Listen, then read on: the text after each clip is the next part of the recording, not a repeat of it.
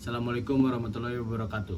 Perkenalkan, nama saya Samjobi Kawenarno dari MB4403 dari jurusan MBTI. Pertama-tama saya akan menjelaskan definisi ekonomi. Definisi ekonomi adalah ilmu yang mempelajari berbagai aktivitas perilaku manusia, yaitu berupa kegiatan produksi, distribusi, serta konsumsi terhadap barang dan jasa. Setelah itu ada 3 masalah ekonomi. Yang pertama, satu kekurangan atau kelangkaan. Yang kedua, kebutuhan masyarakat. Yang ketiga, faktor produksi. Selain itu, dalam teori ekonomi terdapat 2 cara penggolongan, yaitu yang pertama, berdasarkan kepentingan barang-barang tersebut dalam kehidupan manusia. Barang-barang tersebut dibedakan kepada barang inferior, barang esensial, barang normal, dan barang mewah. Barang inferior adalah barang yang banyak diminta oleh orang-orang yang berpendapatan rendah.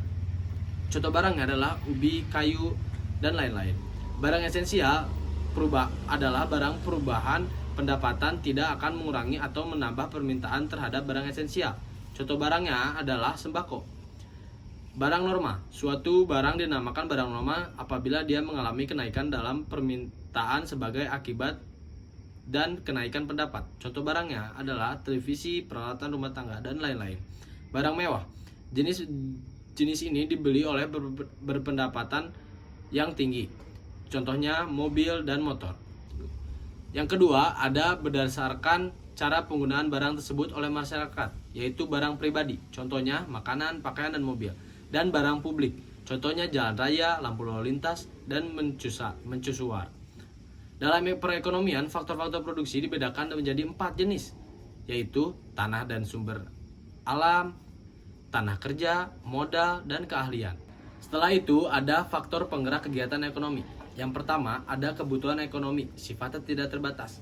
Yang kedua, kelangkaan ketersediaan terbatas.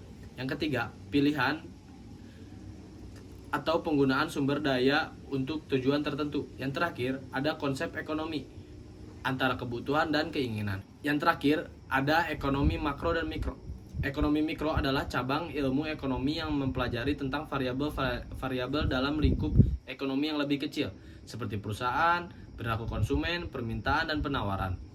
Ekonomi makro adalah cabang ilmu ekonomi yang mempelajari secara lebih menyeluruh, sepertinya dengan jumlah uang yang beredar, pendapatan nasional, inflasi, dan pertumbuhan. Sekian dari saya. Assalamualaikum warahmatullahi wabarakatuh.